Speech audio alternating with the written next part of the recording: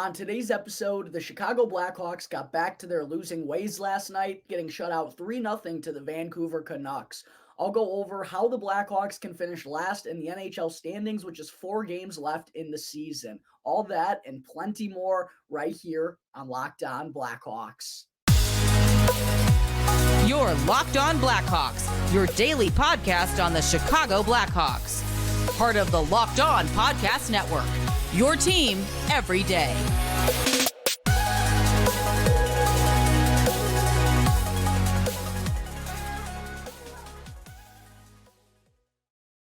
Welcome to the Locked On Blackhawks podcast, part of the Locked On Podcast Network, your team every day. Today is Friday, April 7th. I'm your host, Jack Bushman. You can find me out on Twitter at Jack Bushman2, or you can also go and check out my Strictly Blackhawks account at Talkin' Hockey for all the latest Blackhawks news and updates. And real fast, whether you're a first-time listener of the show or even if you're a consistent listener but haven't done so already, please help me out by making sure to go and show some support. Make sure to go and subscribe to the YouTube channel, which is 100% for free and really does help me out tremendously. I'd greatly appreciate that. And while you're there, make sure to smash that like button, go and comment down below, and turn on those push notifications so you can get notified when the episode gets uploaded to YouTube each and every day. And for you audio folks, you can also go and follow the podcast 100% for free wherever you may be listening to your podcast. And you can also go and leave me a review on Apple Podcasts and on Spotify, which I would greatly appreciate as well. You're going to have to do that anyways to qualify for the 2 free Blackhawks tickets that I'm giving away on April 10th against the Minnesota Wild. And I'll tell you what, Blackhawks fans, today is the final day. The drawing will be happening today, so make sure to get all of those in. It only takes 2 seconds. I greatly appreciate all of your support. All right, enough of that. Good morning, everyone. As always, thank you all for joining me on another episode of Locked On Blackhawks, your one-stop shop for all things Chicago Blackhawks. And thank you all for making the show your very first listen here to start off your day. Happy Friday, everyone. Closing in on the weekend here, of course. Hope everyone's off to a lovely start to their Friday morning. Last night, the Chicago Blackhawks were out in Vancouver for the second leg of their 3-game road trip. They, of course, defeated the Calgary Flames on Tuesday to kick things off, a 4-3 win for the Hawks, which low-key didn't do them any favors in the Tankathon standings. But the good news is the Blackhawks wound up back on their losing ways last night, falling 3-0 to the Vancouver Canucks as they get shut out for the 9th time this season and get swept in the season series. Honestly, though, this was probably the best offensive performance from the Blackhawks in any of the 9 games that they've been shut out this year. And on Wednesday, I talked about how poorly the first trip up to Vancouver went for this Blackhawks team. Now, when you look at the schedule, it says they only lost that game 5-2, but when you do some of the deeper diving, it was really one of the ugliest performances by the Blackhawks all season long. And that's saying something. They wound up getting outshot 48-14 in that game. You heard me correctly, folks. 48-14, but they only lost 5-2. I believe those 14 shots on goal is the fewest that the Blackhawks have totaled in a game this season. Credit to them. They had 11 in the first period last night, so off to a much different and better start there. Honestly, though, in that first meeting, they probably deserved to lose that one 8-2, 9-2. Could have been a lot uglier than the final score shows, thanks to Peter Mrazek's performance in net. So yeah, the Blackhawks were much, much, much better than they were in that first trip up to Vancouver last night.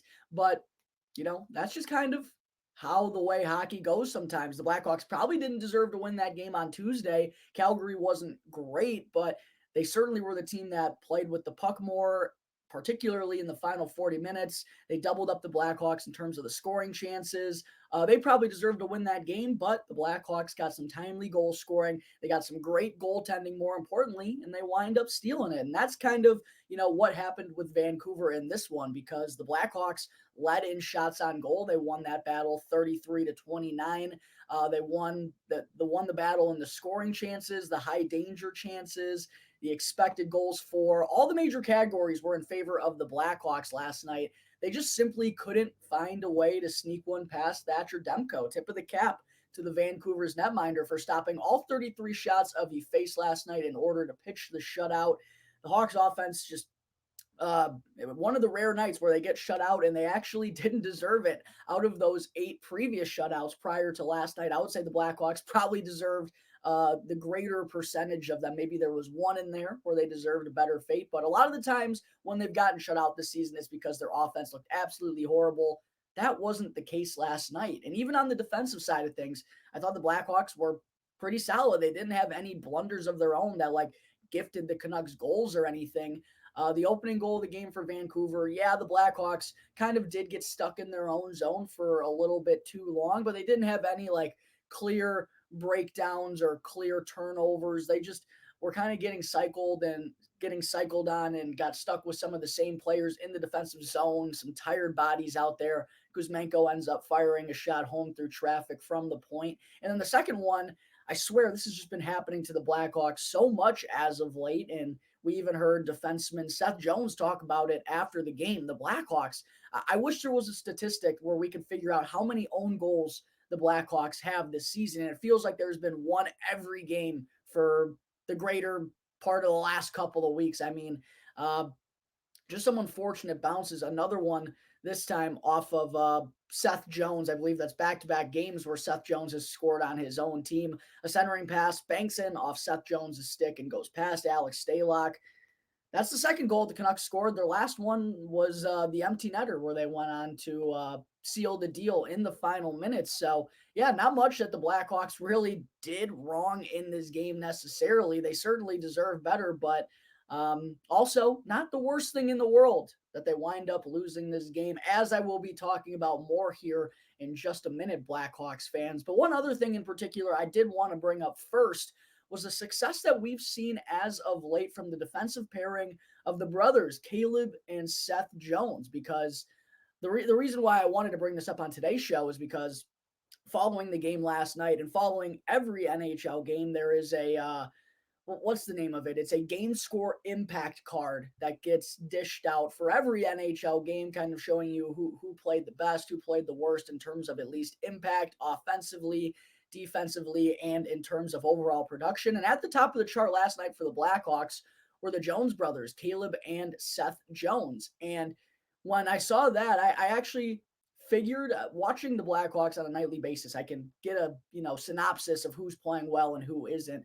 And Caleb and Seth Jones quietly have just kind of been doing their jobs really well, not finding themselves in harm's way, not, having any -3 nights or anything of that sense. And when they do, it's because they just take up a lot of ice time for this Blackhawks team on the back end. But after seeing Caleb and Seth finish at the top of the game score impact card for the Blackhawks last night, I went on over to Natural Stat Trick and did a little bit of a deeper dive on some of their analytical numbers. And quietly, those two have been arguably the Blackhawks' best defensive pairing of this entire season. They actually have some of the best numbers of any defensive pairing the Blackhawks have rolled with this year, and kind of caught me by surprise. So, for example here, Blackhawks fans, Jake McCabe, before getting dealt by the Blackhawks, was without a doubt the MVP of this Blackhawks team, having a phenomenal bounce back season, being an absolute rock and anchor on the back end. I believe he was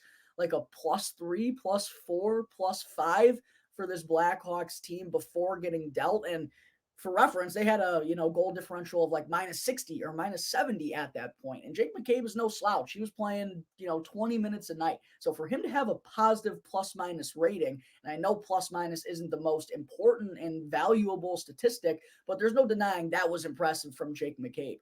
Well, the top defensive pairing of Jake McCabe and Seth Jones, which was really sturdy together for probably 2 months before Jake McCabe ended up getting dealt. Here were the numbers that they posted together at 5-on-5 in just over 500 minutes together, 523 minutes to be exact.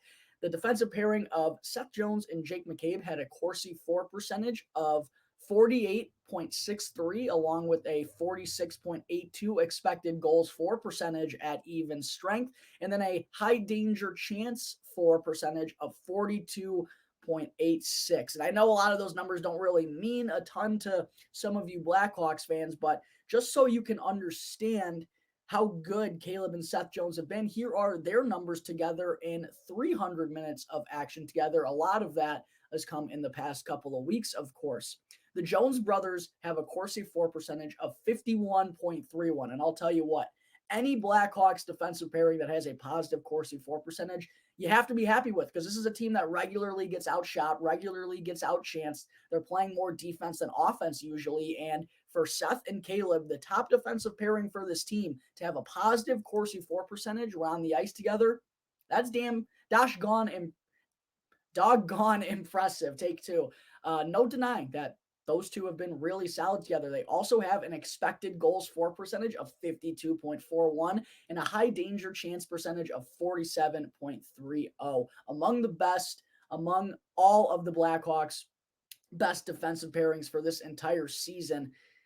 This one has arguably been the best, Blackhawks fans, in terms of some of the deeper statistics and deeper analytics. I know I talk about that all the time. It's not the end-all, be-all, but not only are the Jones brothers pairing passing the eye test at the moment, they're passing the deeper analytics test right now too. And because of this ability for them, I guess more so for Caleb, I guess for him to be finishing out the season on this type of a run and playing this well with his brother, kind of taking a leap onto the top defensive pairing and doing it well, I really think it's signaling that Caleb Jones is going to be coming back with the Blackhawks next season. I just don't see any way that's not possible. Quite honestly, he's been pretty darn good. And if it comes down to Caleb Jones or Jared Tenorti, you got to absolutely choose Caleb Jones, right? I mean, especially because Seth could be the next captain of this team. You want to stay in good graces with him. Maybe that doesn't hold as much weight as I necessarily feel it does, but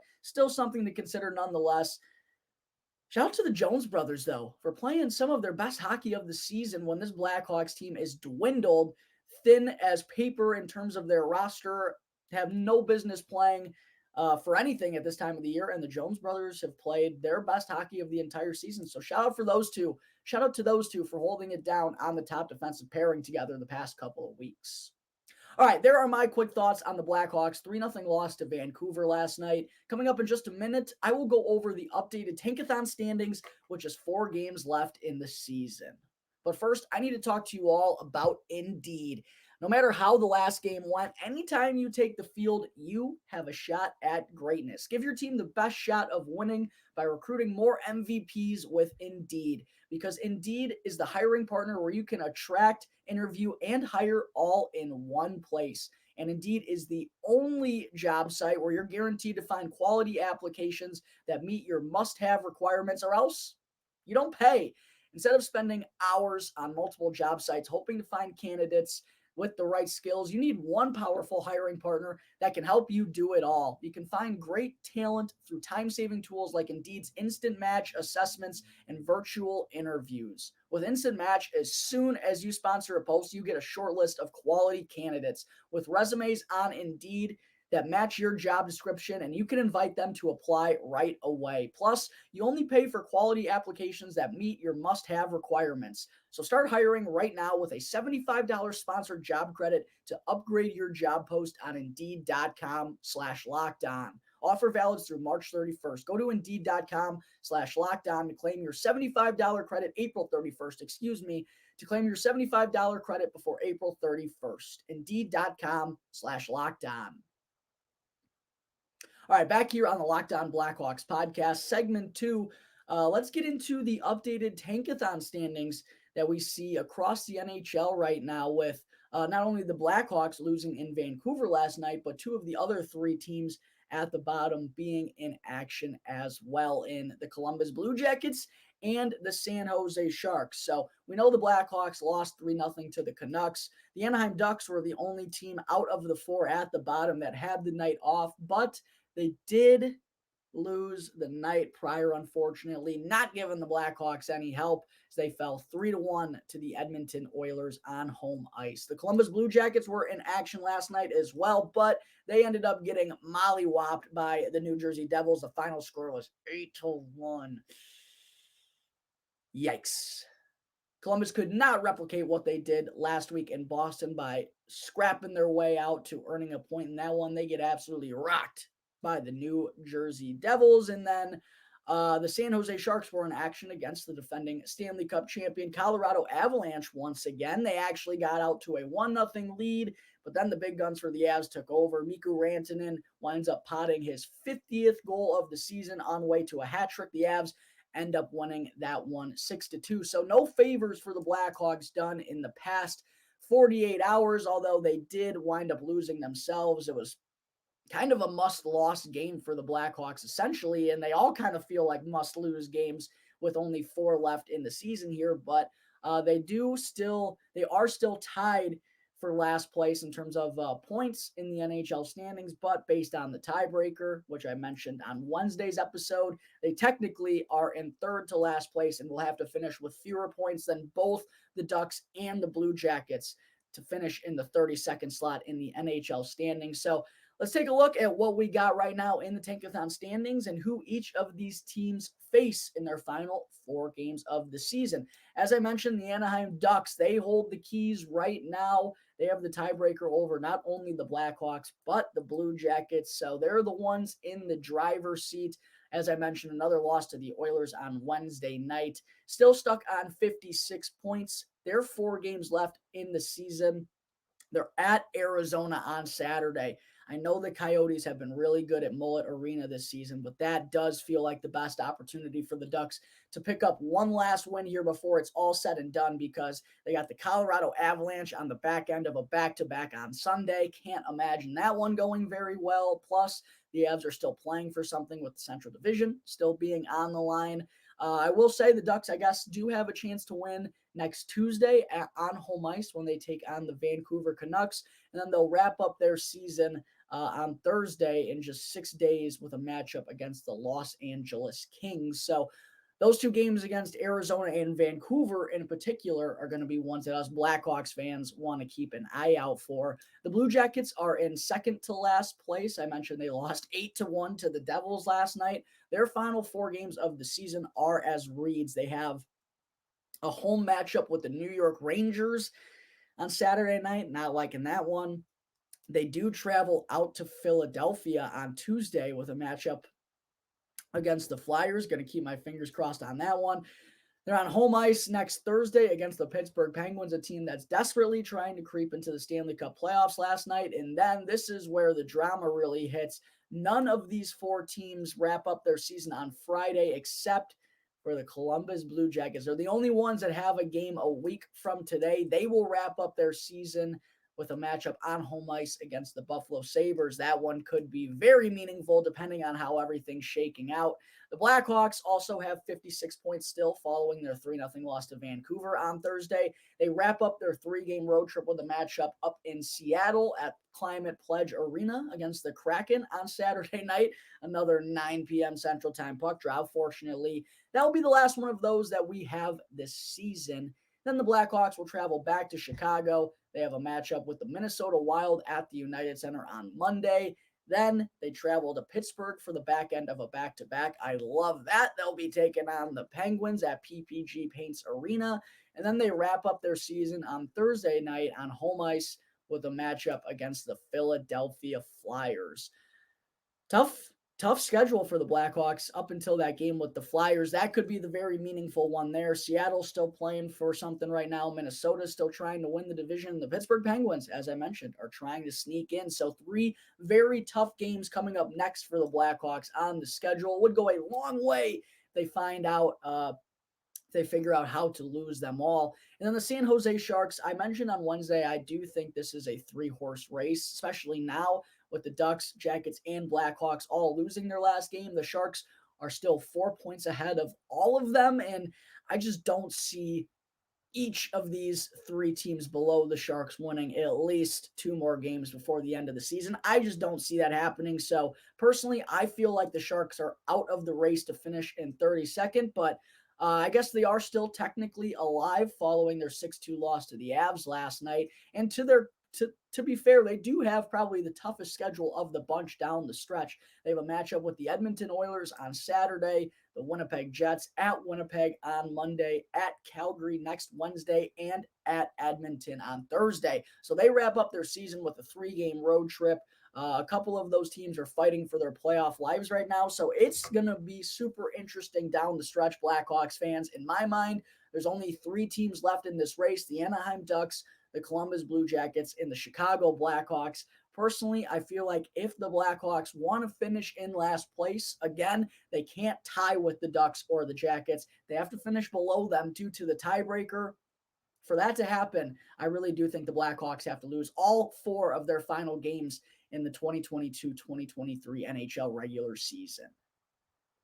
All right, there are my thoughts on the Blackhawks' loss to Vancouver last night and how it impacts them in the Tankathon standings. Make sure to stick through this commercial break because I'll be recapping in just a moment what went down in the NCAA's Frozen Four last night.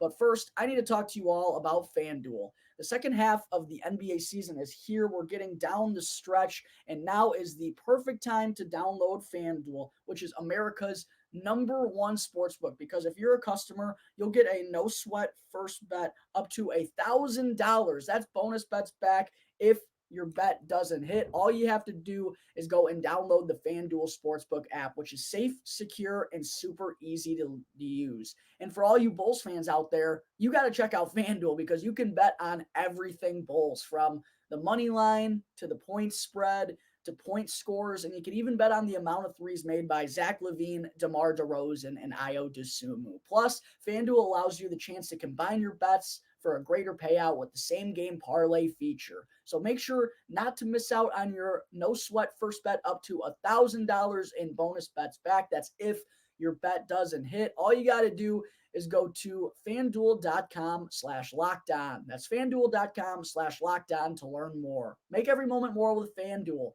an official sports betting partner of the NBA.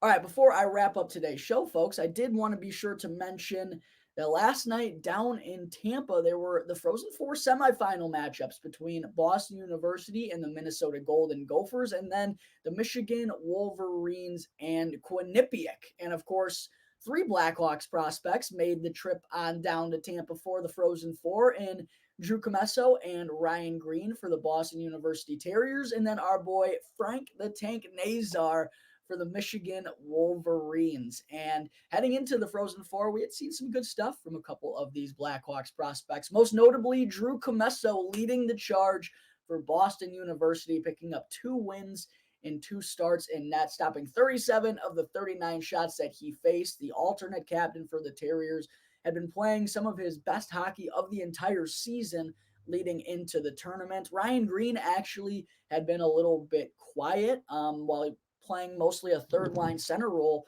for BU most of the year. I actually don't quote me on this, but when I clicked on the bracket and looked at the box scores and looked at the game logs for the last 2 games for the Terriers, actually, I didn't see Ryan Greene's name mentioned in the game log. I actually didn't get to watch this game. I did catch parts of the Michigan Quinnipiac game, so I didn't see if Ryan Greene played or not. Maybe someone comment down below. If you're watching the Boston University Minnesota game, let me know if Ryan Greene played last night. I didn't see him pop up in the box scores at all, so just a little bit curious. And then for Michigan, Frank Nazar had really started to find his game as of late. Scored a nifty little rebound goal in one of Michigan's blowout wins to advance to the Frozen Four. And he really had just kind of, I think, started to find his confidence and start finding his flow once again, as he had, just returned from that lower body injury that forced him to miss the greater portion of the season, which was pretty unfortunate for Nazar because it was an absolutely star-studded Michigan Wolverines team. It would have been really awesome to see what he could have done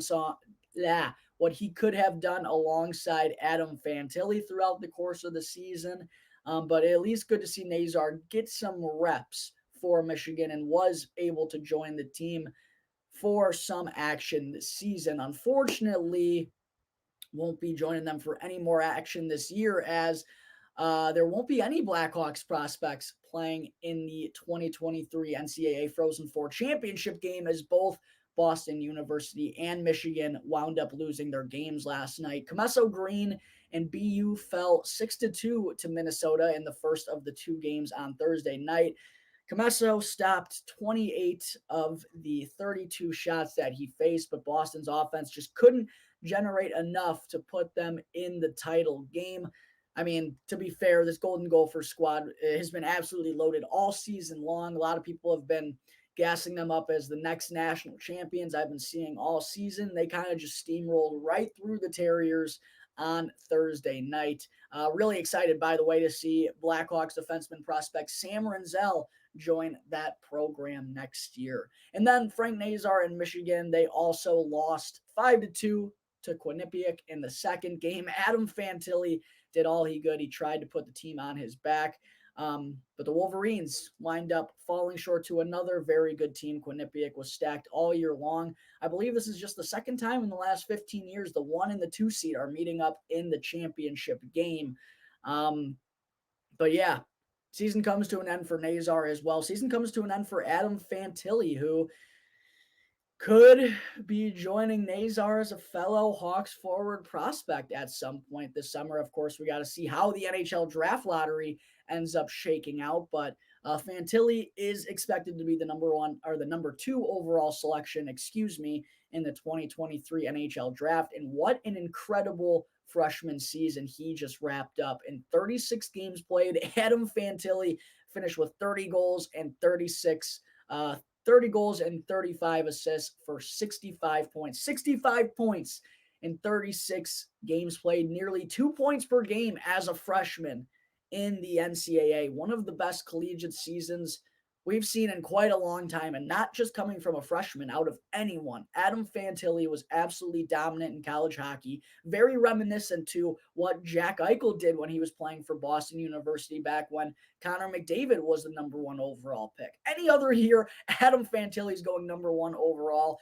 Just unfortunate that he was born the same draft year as Connor Bedard, but I'll tell you what, Blackhawks fans, I wouldn't be mad if the Hawks wind up with either of these kids, because watching Adam Fantilli, I mean, Connor Bedard speaks for himself, let's be honest here, but Adam Fantilli, watching him this year, undeniable the skill set that he has. He's got some size, great goal scoring ability, phenomenal playmaking ability, goes to the front of the net, really plays a complete game, has the size, the skill, and the speed. I'd be very thrilled to have Adam Fantilli as well after he just put up video game numbers for an 18-year-old in college hockey. We'll see if he winds up joining Frank the Tank Nazar in the Blackhawks prospect pool over the summer. By the way, I would expect both Frank Nazar and Ryan Greene to return to their respected programs. Last year for Greene, no surprise, being a true freshman. Nazar is a little bit more, highly touted, but given the injury and given that he only was able to play like 14 games this season, I'd be rather shocked if Nazar didn't return to the Michigan Wolverines for his sophomore season, and that's not the end of the world for the Blackhawks. They want to let him be developing at a proper clip. There's absolutely no rush at the moment, so let Frank Nazar do his thing. Hopefully he can put together a full, healthy season next year for the University of Michigan. The interesting one, though, Blackhawks fans, is going to be netminder Drew Commesso, because after being a starter for Boston University the last 3 years, I just really don't know what he has left to prove at this level. I mean, 3 consecutive solid seasons. He's also got not only a ton of experience there under his belt, but I mention this all the time, World Juniors, Olympic Games, World Championship. Drew Comesso's already played in all of those, and he's 21 years old. I mean, not a lot of netminders get that experience. And I did see Ben Pope of the Chicago Sun-Times mention on Twitter yesterday that while nothing is certain, he does think that Commesso will be signing. He does think it's likely that Commesso signs an entry-level contract with the Blackhawks over the summer. So we'll see what happens there. But I also would be a little bit surprised if the Hawks' 2020 second-round pick didn't end up leaving Boston University after wrapping up another successful season and finishing up things as a junior.